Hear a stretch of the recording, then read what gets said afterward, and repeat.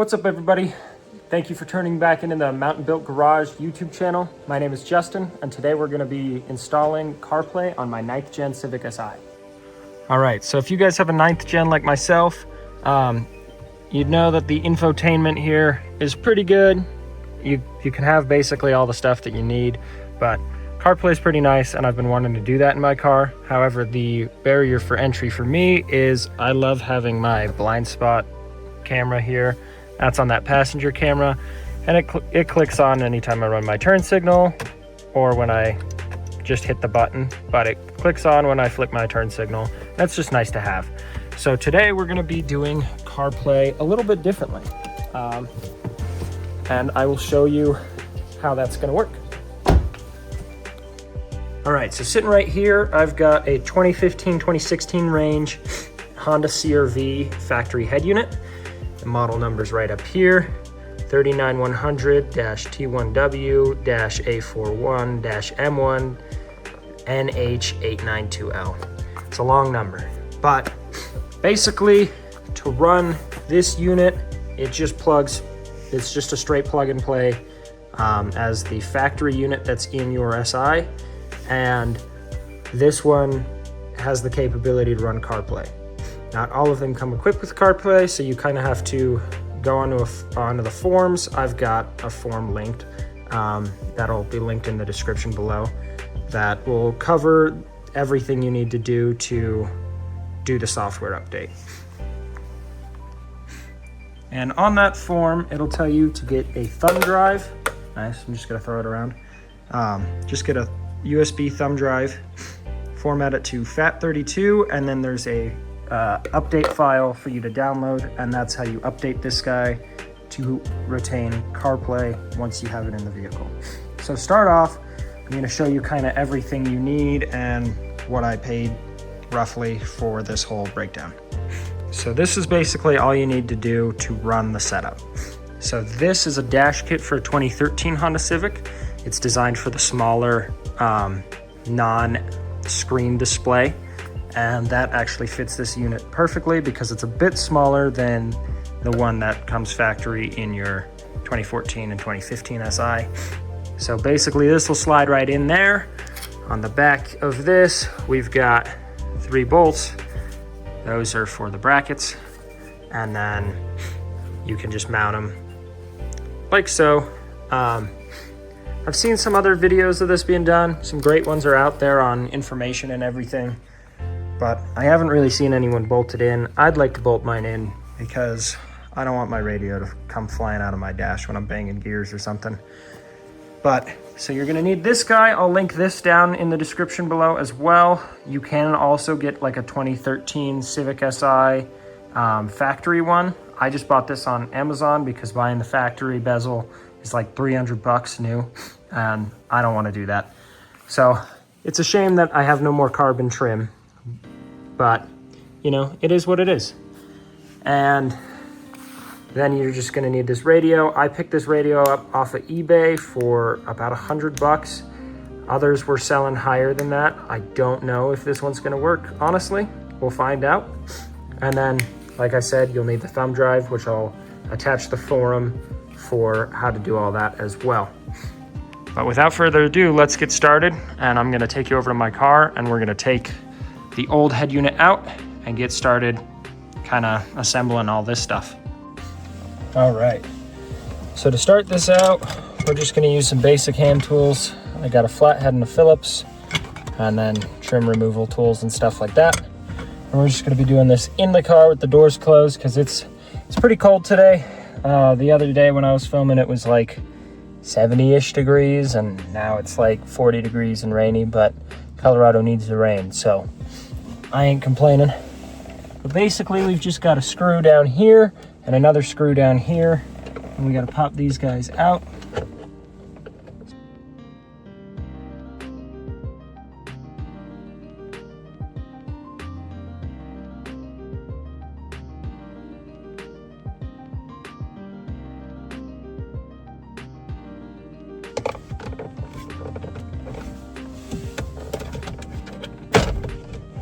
Perfect.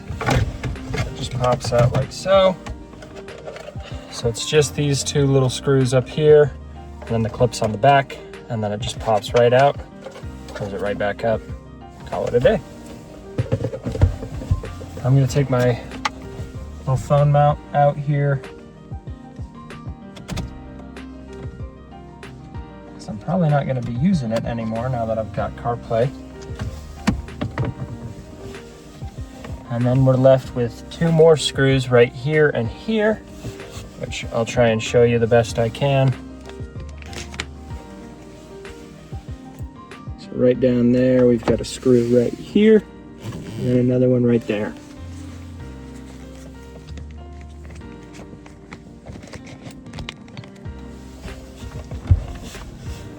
So we're gonna pop that off.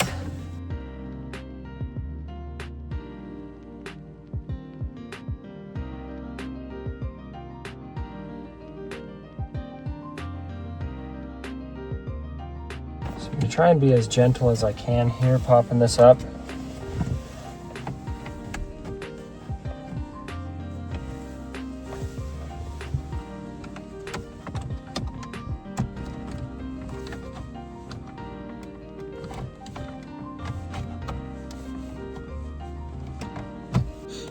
All right, so I was forgetting something. So you can see both of these bolts right there and right there.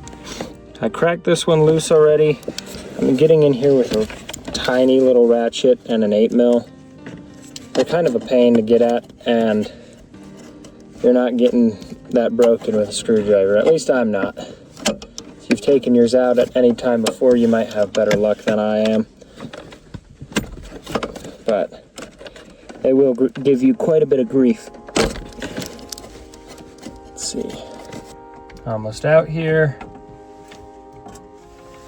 And we're out. Should have a much easier time pulling this now. Yeah. Sweet. And now we've got that disconnected. All right, so now that we've got it disconnected, or at least slid out, there's gonna be a couple connectors on the back end. I'm honestly having a real hard time figuring out, just because I can't really see them. All right, there's a little pull tab on this one, it seems. Perfect, so climate control is now disconnected. And there's gonna be another for the hazard switch. And then finally, we'll have all of the connectors on the back of the head unit. These ones are kind of the hardest to get at because you can only really pull it forward so far. So I've got my turn signal stock in the way. I just telescope the wheel out a little bit. There we go. Gives me a lot more room. Awesome. So as you can see here, we've got the climate control disconnected. We've got the hazards disconnected from right down in here. And then now we just got to go about pulling all of these. And they're just a little pinch tab. Should slide right out. Some of these take quite a bit of force though. And then as you can see back here, this is the GPS cable. And a lot of people talk about running this or not running it. A lot of people say if you run the GPS signal, you're going to confuse the apps in CarPlay. So a lot of people tell you to leave it unplugged, but I was also reading that you need to plug it in upon setup to set your time correctly, because otherwise all of your time is going to be off between your head unit and here and wherever else you see your time. So we'll cross that bridge when we get there.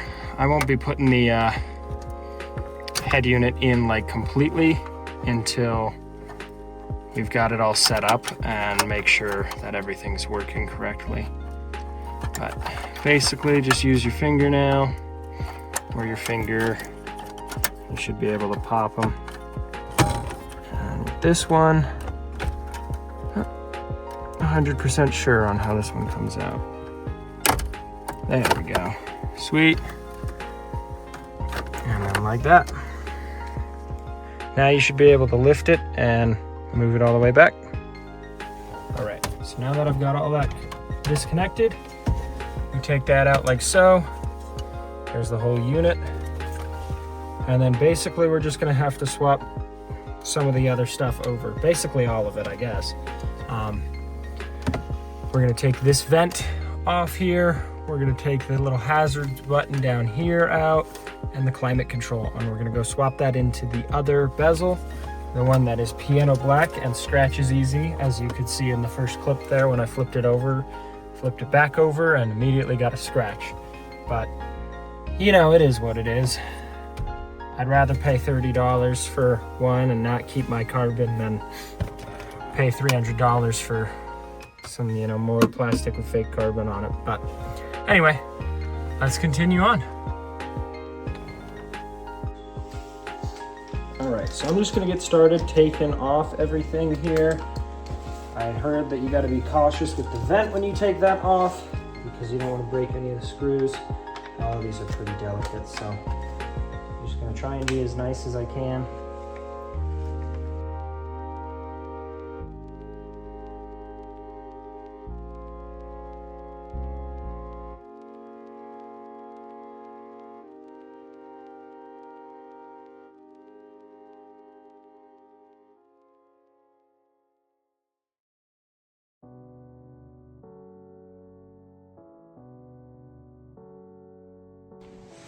All right, so moving on over, I'm gonna go ahead and start installing these pieces back to the bezel. I'm gonna start with the vent because the vent doesn't quite wanna line up, and I think that's just a difference between the 14 SI and the 13 SI. So I'm gonna kind of get all of these bolts, or these screws started to where they need to be.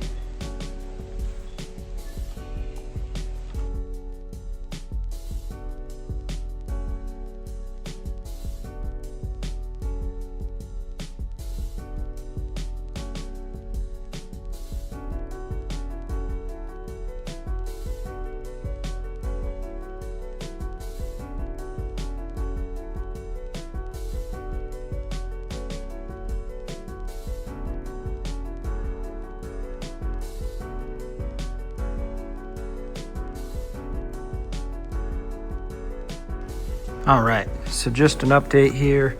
Got everything bolted in, nice and tight, aside from this vent. There's a little gap still there.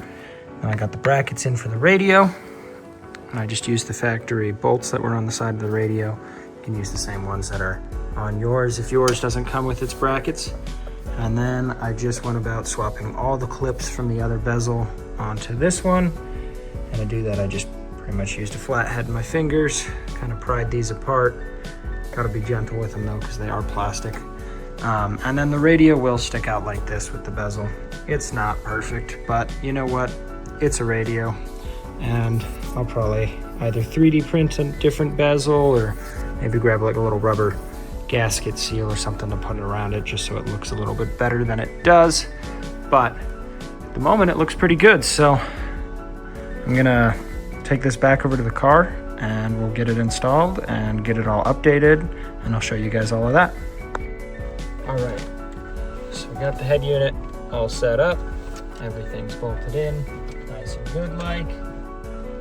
Now, I'm just gonna start by plugging things back in. It's gonna be kind of easier said than done here. Get the easy to access stuff in first. So those are connected. And now should be basically ready to hook up the rest.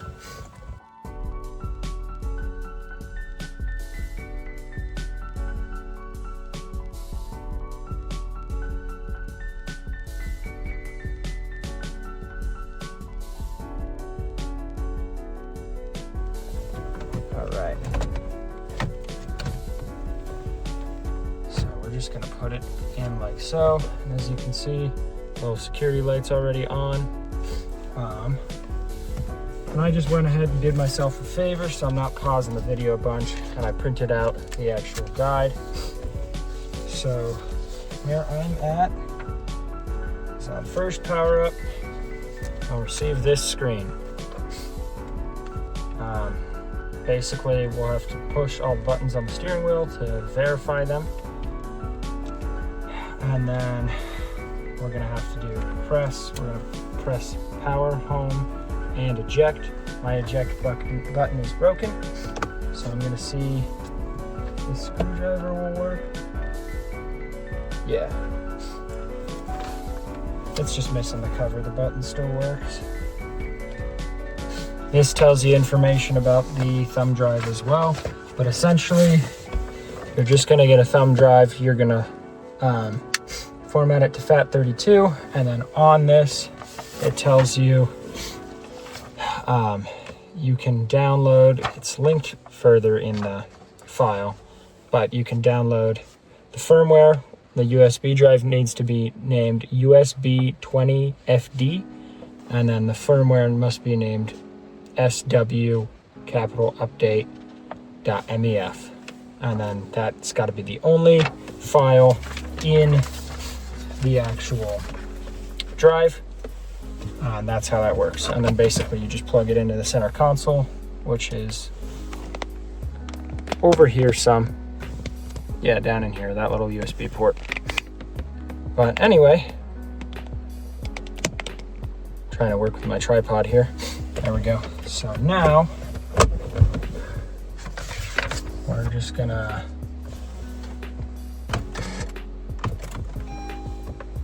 awesome. So that works. And we're gonna revisit that screen here once it boots up. So I'm gonna push and hold the power button.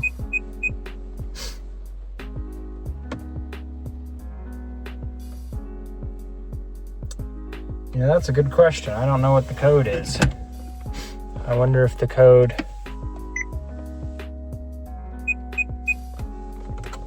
Let's cut power and see if it does it again.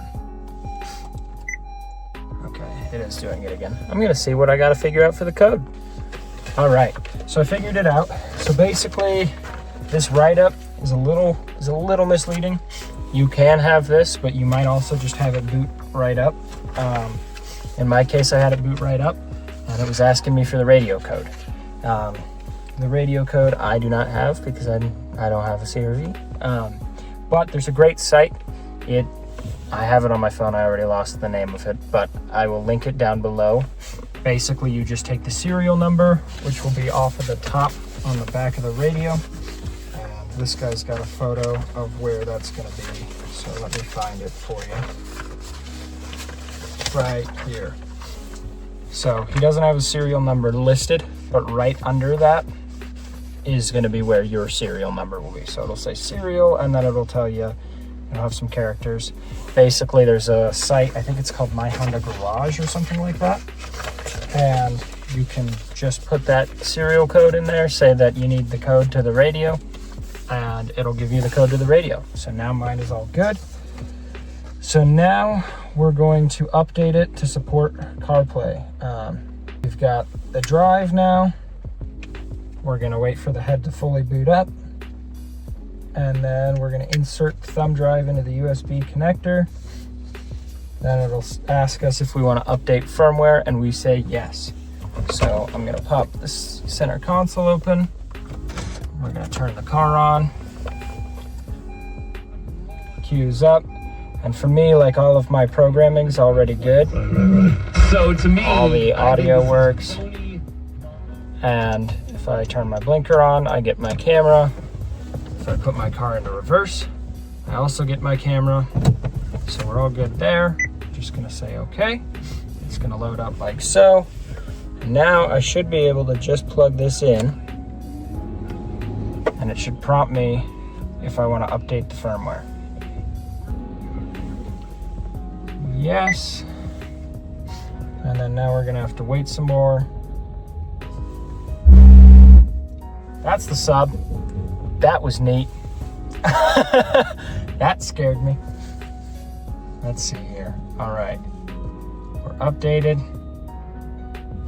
and it should list CarPlay. Now it's working. what I did was I said, screw that port, I'm going for the front. And now it's copying, so everything should be good. I'm just gonna wait for it. Hopefully it'll work, and I'll check in with you guys when I know something there. But yeah, thank God, because I was about to get real irritated. But yeah, so that's what it's doing. Basically, I just plugged it in the port up here after it booted up. You want to have your car running for this because it takes many minutes to do. But I'll update you guys once I got something here. All right, y'all. So basically the verdict is plug your flash drive up in here if you're getting that message. That was really annoying. But anyway, now we've got our apps in our screen and we've got CarPlay.